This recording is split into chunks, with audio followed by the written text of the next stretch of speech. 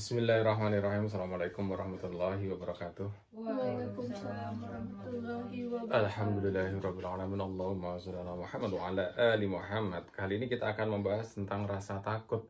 Rasa takut adalah pasangan dari rasa harapan. Jadi harapan membuat kita untuk berharap, untuk terus maju, untuk memperbaiki diri. Rasa takut melengkapi khawatir jangan-jangan kita melakukan hal-hal yang salah. Jangan-jangan kita terpeleset kepada hal-hal yang tidak bagus. Maka kita takut. Hal-hal yang kita takutin itu kita waspadain, kita cegah, kita hindari. Rasa takut dan harapan adalah dua kendali untuk memimpin orang yang tidak melihat indahnya kebenaran di dalam hatinya. Maka siapa menyaksikan keindahan itu dengan hatinya, ia pun terbebas dari rasa takut atau harapan.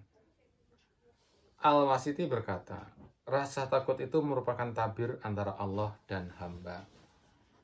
Ia berkata pula, apabila tampak kebenaran di dalam hati, tidak ada lagi keutamaan bagi harapan maupun rasa takut. Jadi menurut Imam Al-Ghazali, rasa takut dan harapan ini adalah perjalanan sementara. Karena kalau sudah tidak ada tabir antara Allah dan hamba, itu tidak perlu rasa takut, tidak perlu rasa berharap. Karena sudah langsung mendapatkan kebenaran dari dalam hati dari Allah. Ringkasnya, apabila pecinta kepada keindahan orang yang dicintai, maka perhatiannya kepada rasa takut berpisah akan menyia-nyiakan hubungan. Akan tetapi, kita berbicara di awal kemunculannya.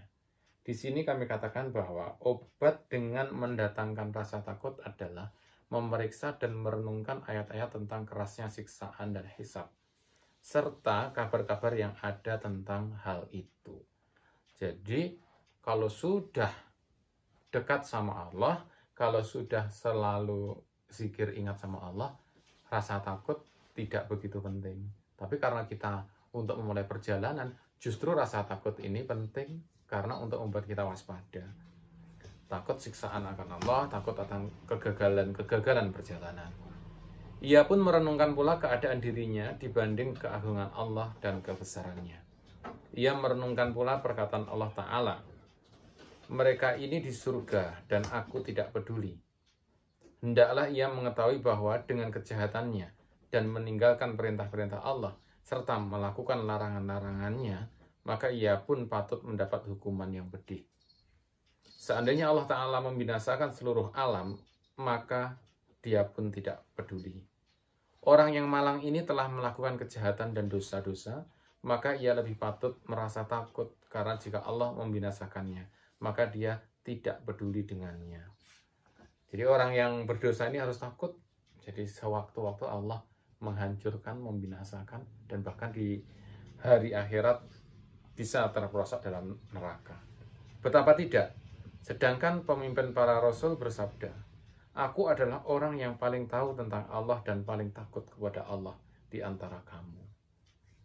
Allah Ta'ala mewahyukan kepada Nabi Daud alaihissalam, hai Daud, takutlah kepadaku sebagaimana takutmu kepada binatang buas. Hakikat binatang buas adalah ia membinasakanmu dan tidak peduli. Jadi bahkan takutnya melebihi takut kepada binatang buas. Karena sewaktu-waktu serangan terhadap manusia itu bisa terjadi. Serangan kegagalan terhadap manusia itu bisa terjadi. Serangan hukuman yang diakibatkan kesalahan, hukuman langsung, nah itu bisa terjadi sewaktu-waktu. Nabi bersabda, barang siapa takut kepada Allah, ia pun ditakuti oleh segala sesuatu. Dan siapa takut kepada selain Allah, ia pun takut kepada segala sesuatu. Jadi kalau takut kepada Allah, malah pihak lain takut kepada orang itu. Tapi kalau orang itu takut kepada yang selain Allah, malah ia pun takut kepada banyak hal. Aisyah radhiyallahu berkata, aku berkata, ya Rasulullah, dan orang-orang yang memberikan apa yang telah mereka berikan dengan hati yang takut, apakah ia orang yang mencuri atau berzina? Nabi menjawab, tidak. Bahkan ia berpuasa dan bersedekah serta takut tidak diterima amalnya. Jadi bahkan orang yang bersedekah, beramal pun juga perlu rasa takut. Jangan-jangan amalnya tidak diterima. Jangan-jangan ada kurang sempurna amalnya. jangan-jangan kurang ikhlas amalnya.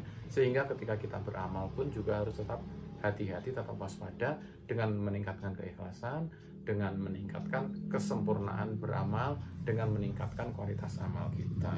Nabi SAW bersabda, tidaklah seorang hamba yang mukmin keluar air matanya walaupun sebesar kepala lalat karena takut kepada Allah Ta'ala, kemudian menimpa sesuatu di waktu keluarnya, melainkan Allah mengharamkan atas api neraka. Jadi orang yang takut pada Allah, yang menangis pada Allah, bahkan sama Allah akhirnya diharamkan atas api neraka. Kira-kira begitu petikan rasa takut untuk melengkapi rasa harapan. Ada pertanyaan silahkan.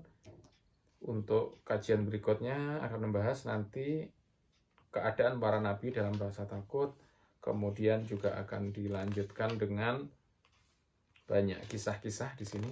Ya, Nabi Dawud, Utsman, kemudian juga dilanjutkan ke bab-bab berikutnya.